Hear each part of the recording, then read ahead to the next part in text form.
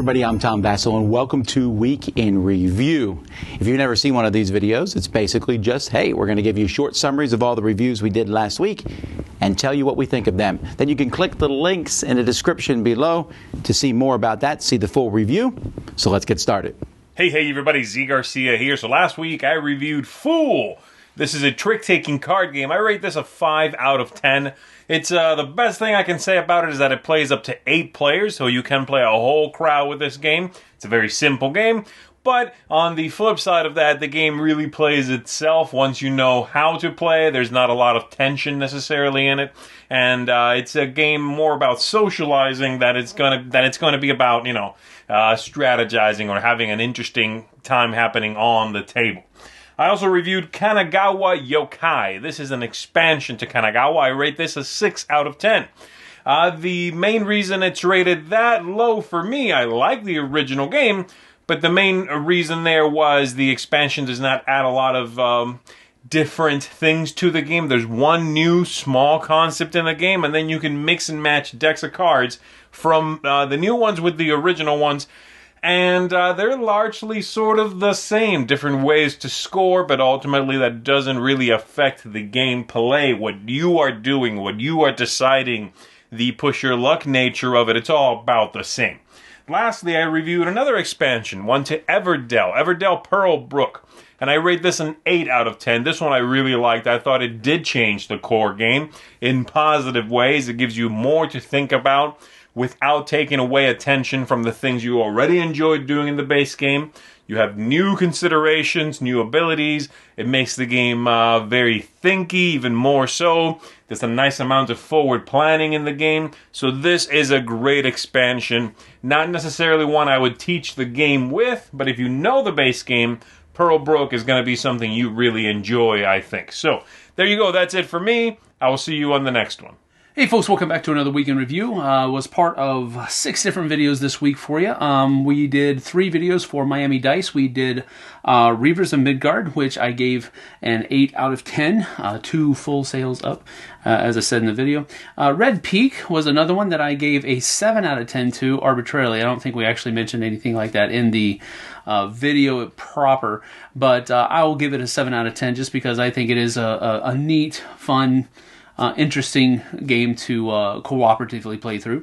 Then we also did one for Mapmaker, the Gerrymandering game, and this one was probably the least favorite of mine out of the 3 that we did this week. I gave it a 6 out of 10 as well. So take that for what it's worth. Go check out those videos for the details.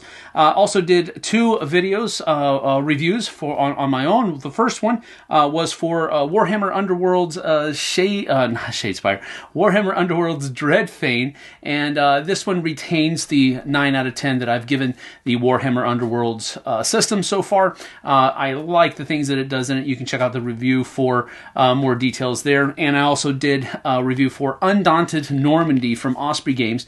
And this is a really neat World War II themed deck building game that actually has some troop movement on a board and that type of stuff as well. So I liked it, gave this one an 8 out of 10. Really enjoyed it as well. Then I also finally did a Final Impressions video. A first impressions video of 2 games that we played on Testing Tuesday. The first one was Banjooli Xeet.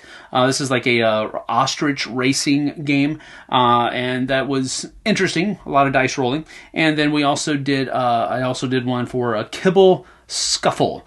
Now this is a little kind of like a smash up-esque little card game that has to do with feeding kittens and cats and that type of stuff. So you can check that video out for first impressions on both of those games. That's it for me, though. Thanks for joining us. We'll get you back to the rest of your scheduled Week in Review. See ya. All right, this week I took a look at King Me, which is a checkers style game that's also area control.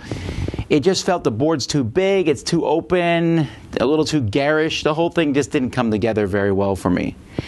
As Miami Dice, we did Red Peak. I think I liked it the least. It was a very okay cooperative game that I feel is going to play the same way each time. Didn't really have a strong sense of theme in it for me either, so I just wasn't as impressed with it. Magic Fold. This is a game that takes that folding thing from Fold It and Battle Fold It. Now it's a race. Well, it works okay, and Zee's in it somehow. Not really, but if you look at the little genie, it looks like our Zee caricature. Medium. This is a game in which you and other people are trying to guess a word at the same time. I don't know how strong of a game I would put this as, but I really like the experience. I like trying to guess it. We have two words, and we're trying to find the medium word between them. Wordsmith is another word game that I enjoyed, where you're going to use little pieces to make letters, so you get parts of letters and then use those letters to form words. It's an interesting concept from the same guys who did Cosmic Encounter. MegaCity Oceania. This is a dexterity style game where you're going to be building these little futuristic buildings and then pushing them in the middle. But there's strategy and everything's behind it, and it also looks really cool when it's finished. We did another Miami Dice of Reavers of Midgard. This is the sequel to Champions of Midgard. Very big, grandiose, Euro-style game. The Viking theme is a little thin in this one, but it does have dice. You are trying to go out and collect Vikings, and it's almost a point salad style game. I thought it was very well done. A lot of cool options in it. Bargain Quest, really like this drafting style game. This is a game in which you're going to be drafting cards that you're going to sell in a store that fantasy adventurers are coming to gear up to go off and fight a monster. And you want the fantasy guy that comes to your store to go off and do the best. I also took a look at the expansion Black Market, which I would use quite a bit as just another extra deck.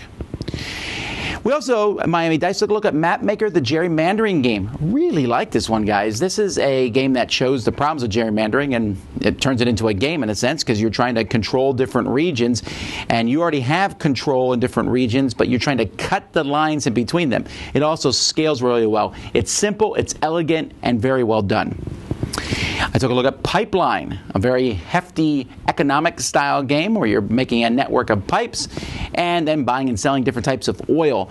There's a lot going on in this game, but I really like the two halves of it and how they went together.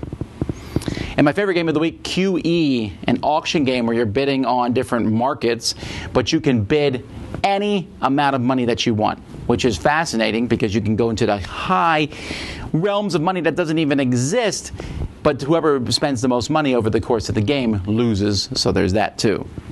We also took a look at a non-board gaming thing, our top 10 disappointing movies of all time, and we did a few other live events over the course of the week. So that's what we've done. Until next time, I'm Tom Vasel, and you've been watching Week in Review on the Dice Tower.